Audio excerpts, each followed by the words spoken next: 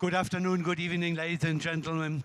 Pleasure to be here and pleasure to have you here. I do understand that we are in a big dilemma because the German pavilion is going to serve beer at 6 o'clock already. And I have to try hard to keep you here alive and to keep you listening to my presentation. Basically, I've renamed my presentation a little bit. I would call it rather exciting solutions than critical solutions. So, and I'll speak about the hidden players. And the hidden players are German companies. By the way, I need your guess. You are here on a very good conference, on a very exciting exhibition. When it comes to the number of exhibitions, what do you believe Germany is? Is it a number 1, 2, 3 regarding the number of booths and exhibitors? Germany is on place number 3. France, what a surprise, place 1. Italy, number 2, and Germany on the 3rd place. Well,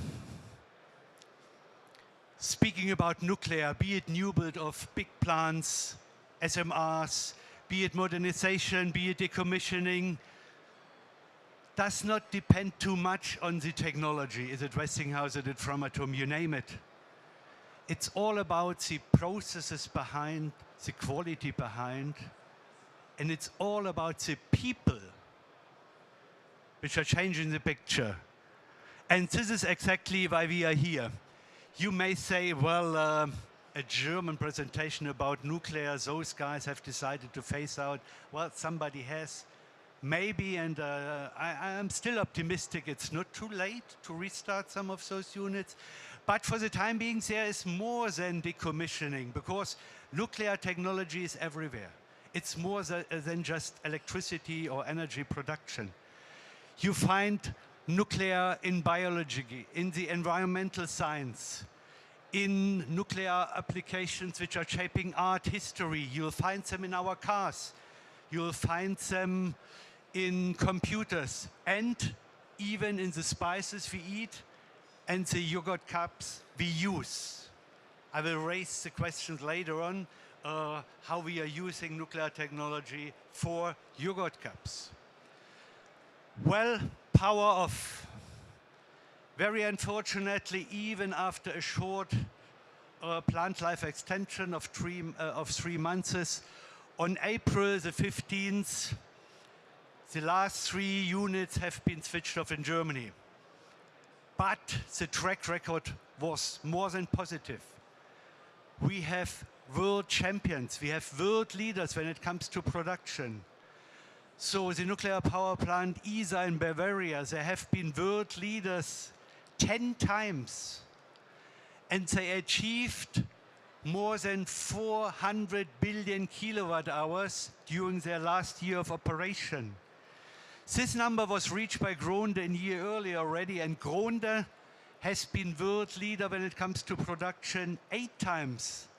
So taking those 2 units out of the 17 we had, we have been at least with 2 units 18 times world leader. Remember the date, power of April the 15th, 23.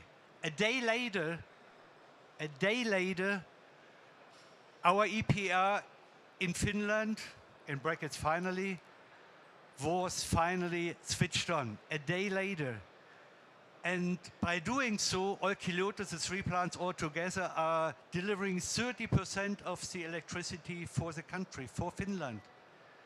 Finland is on their way to a carbon neutral society. And what they could be doing by having right now this amount of nuclear, they could stabilize the prices by running nuclear power plants. Well, a word about the EPR. The EPR was a development of, well, the French Framatome at that time and the German Siemens, supported by the utilities and accompanied from the very beginning by the safety authorities of both countries, of Germany and France. So commonly with the safety authorities and the sub-suppliers, those 2 companies developed the EPR, which was on time, on a budget, delivered in China. It was then delivered in Finland and in Flamanville in France. It's built in UK, Hinkley Point, and it will be the product for Sizewell as well.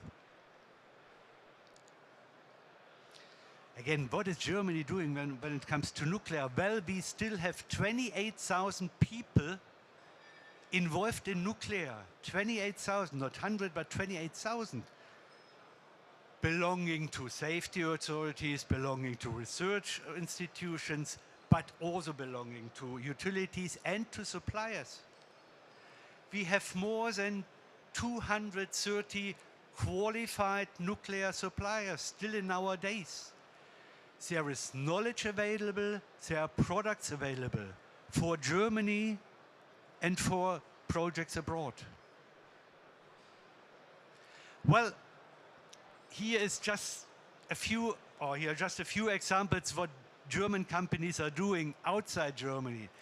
Basically, they have developed solutions for Germany, and now they are selling those solutions, marketing those solutions abroad. Couple of examples. Kraftanlagen, for example, together with their partner Steag, they have built plants in Belgium, vitrification plants in Belgium and in Karlsruhe, and they brought it finally to China. And they also did a transfer of the know-how right now in China. Other companies like Orano, like Simplecamp, they have used their experience in D&D and they brought it to the US. Companies like Westinghouse and Framatome are still companies participating with their German daughter companies in the new build program, but also in modernization and engineering and fuel deliveries abroad.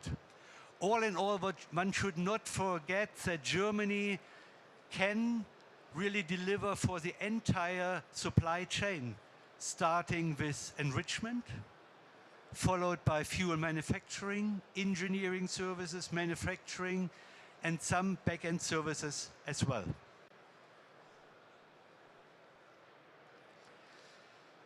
I will not be too detailed with some companies who are present on our booth, on our German pavilion. Please come and see them. Some examples, Nuchem. There is a really broad, high, good history of a company, Nuchem, starting with fuel, doing decommissioning, waste management, and nowadays a history of over 65 years. And some of their products nowadays, well, they are doing D&D, large components, dismantling trees of youth technologies they still have, and they have developed Fremis, is an automated waste characterization program. Habia delivers all type of cables, from INC cables to thick electrical cables with highest quality nuclear grade. Come and see them on our booth. EFCO develops portable and stationary machines for valve machining. So what they are doing, and you can see that, they bring a special stand on site to the place, they put the valve there, they machine it there, with the same conditions and tolerances like in a workshop. MTU. We all know MTU, they have delivered more than 300 diesel generator sets. They are pretty active right now. They have delivered to all new build projects nowadays. They became a part of Rolls-Royce, which brings them also closer to SMR technology, since we know that SMR is under development with Rolls-Royce, be it the small A or be it the SMR. So this is also new, or those are new business opportunities for MTU to deliver their products. And this is a flagship here we are showing, which belongs to the series 4000. Mauel, there's no control room, I know, in German plants, but also in other international plants without the control rooms, mosaics or workshops workstations delivered by Mauer. Come and see the stuff on our booth in the pavilion. Welland and Tuxen, a very famous valve manufacturer, still in the business. They can manufacture in accordance with ASME, they can manufacture in accordance with KTA.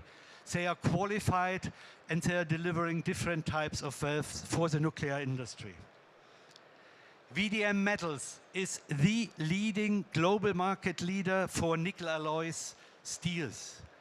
All of us are knowing when it comes to materials, the company and the flagship materials, they are the VDM Alloy 690, Alloy 718, and also the VDM Neutral Shields material. Well, a couple of photographs taken during the commissioning, and nowadays in nuclear plants in Germany, you see the underwater segmentation of the reactor internals. You see the dry segmentation equipment delivered by Höfer and Bechtel for the segmentation of the reactor pressure vessel. You see some other installation. Here we are already water-free, which is an important step during the commissioning in Unterweser. And you can also see high-tech during the decommissioning. On the left-hand side, this is a manipulator developed by the Fraunhofer Institute together with the industry and with RWE. High-pressure water blasting, fully automated. Then, well, we have been started with manual processes. Now they have switched to the robot and it's up and working. Also, artificial intelligence is already embedded in their solution. On the right-hand side, you see an underwater robot for in situ segmentation of reactor internals. Well, even if we are progressing in our country with the decommissioning, maybe we still have to think about restarting them. We need base load energy in our country. We failed with our attempt in Brussels to get 20 or even 36 gigawatt in gas for peak load. The preliminary answer of Brussels is maybe you will be getting 12. So we still have to think about additional base load we may need in our country, even if we are continuing with the dismantling. There are a number of plants which are suitable for a fast restart. And I call it 333. So at least 3 plants could be reanimated within 3 years, maybe for maximum 3 billion, maybe for 2 billion each, which is still cheap in comparison with any new build of the same capacity. You see the age of the units, 30-something years. For a generation 2, 40 years is a must, 60 years is doable, and having a look to the United States, 80 years are achievable. Why don't we go for that? It's not impossible because basically if we speak about steel, and steel is the one where we are starting right now in the newer planes, the dismantling process, the companies are having experience in replacing components. So, steam generators have been replaced, not really in Germany. In Obrigheim we did, then we changed material. We didn't replace material, but we didn't replace steam generators. But internationally in France, the US, you name it, in Sweden, we replaced steam generators. Could be easily done in Germany as well, once a steam generator would be destroyed or segmented already. We replaced reactor pressure heads, cover heads, internationally, so it's doable. We replaced main circulation pumps, it's doable. This is a business Framat Home and Westinghouse would be happy, eager to do it, so it's doable for Germany. Once we can or should even not replace, and once we could just repair, also here there is experience available. We repaired reactor internals in the past, we repaired pumps, we repaired heads. prepared core internals. All that could be done, if wished politically, in Germany as well. So it would be a fast way to get needed baseload back online. Well, or even if we are phasing out, there are still research on nuclear. Our institutes, our universities are still busy. It's still financed by the federal states that our universities and researchers can do nuclear research.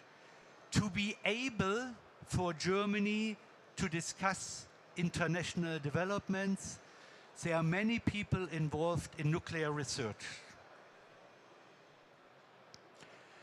We are doing research not just in Germany, but also abroad.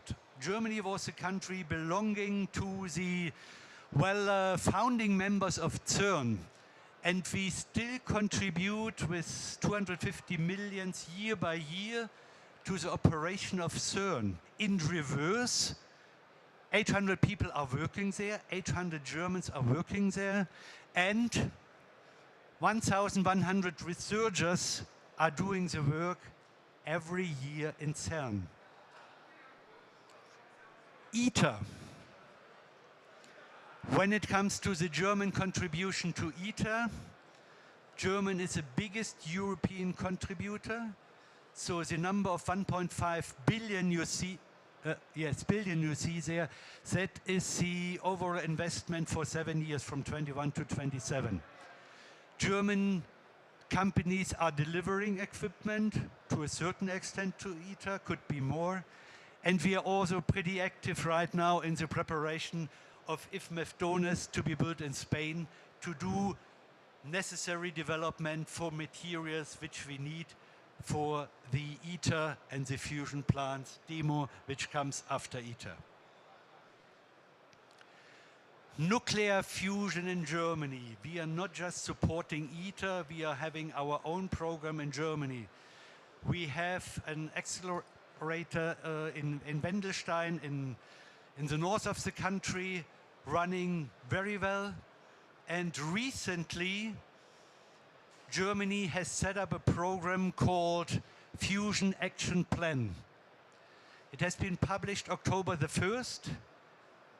And Germany will spend more than 2 billion euro, mainly in 4 startup companies, 2 running laser technology, 2 running magnetic fusion technology, to have, and that is the ultimate goal of Germany, to have the first nuclear fusion plant in our country, in Germany. And that should make us proud that Germany, that the government believes in us, believes in fusion. And I can witness that the industry is helping. So those 4 startup companies are not alone. There is really an industry behind. And when it comes to photonics, company like Heraeus, like Trumpf, like Zeiss, like Schott are willing to help to make, for example, the laser fusion happen. Those guys are made happen that ASML from the Netherlands are developing the best printing machines for chips. This is based on German photonics. We can be proud to have those companies which are going to support the laser fusion as well. We still need people for the activities in Germany. We educating still at our universities. There's still a demand of education. And interesting, we have 2 universities of technical excellence in Germany. One is TUM, Technical University of Munich. The other one is the Technical University of Karlsruhe, or the Institute of Karlsruhe. And 10 professors from Munich did write this book, which went public approximately 2 months ago. You can download it for free in the internet. And the book is called Novel Nuclear Technologies. New nuclear technologies. So they really, and you can read the foreword, They really believe that with the renewables alone, this country will not function. And for that reason, they are calling for a new build in Germany. Please take the time, download it, read one or the other article. It's thrilling, it's interesting, and it speaks its own language that German professors are really telling the politicians it's time to start, and it's time to start now. Summary, and we are close to the beer. Germany is the only company which exercised the phase out, and maybe we still can reverse it. But there are many things to do still for all the 28,000 people working in nuclear. There's a lot to do in Germany, and there's a lot to do in neighboring countries in the international scene where German quality, where German people are necessary. Thank you for your attention.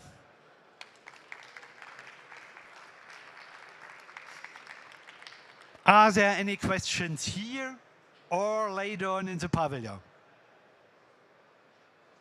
Then I do thank you. Yes, Myrto.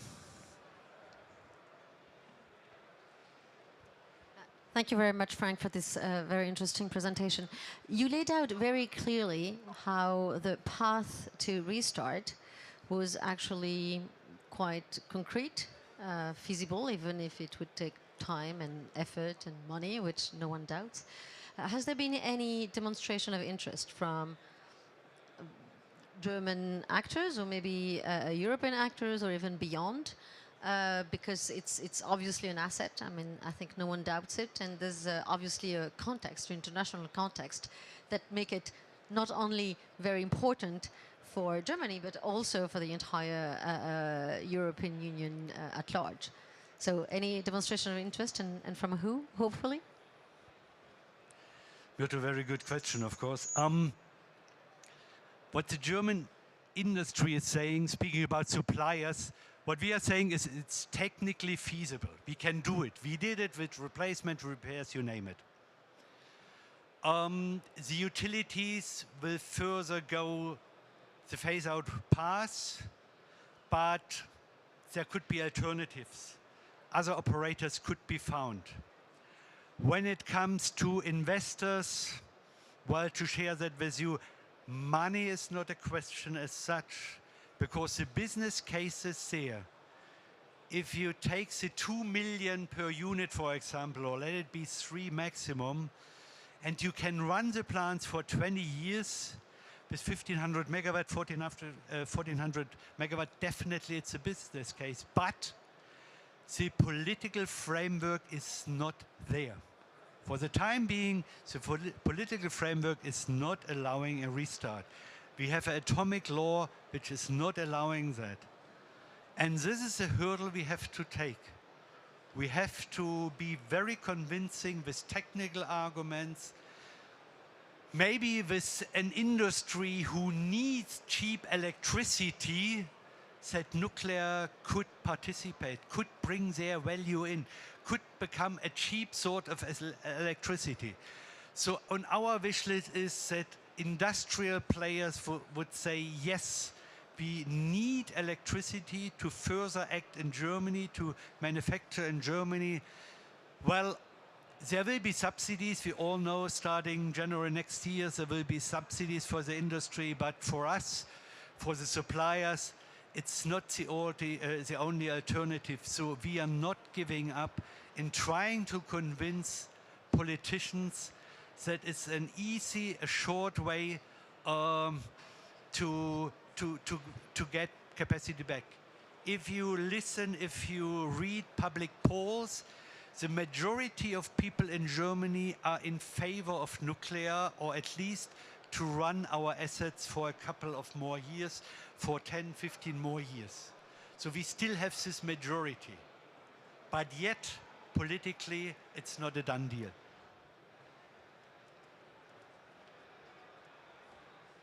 If there are no more questions, please feel invited to see our German pavilion. The bretzels are there, the beer is there, and let's go there. Thank you very much.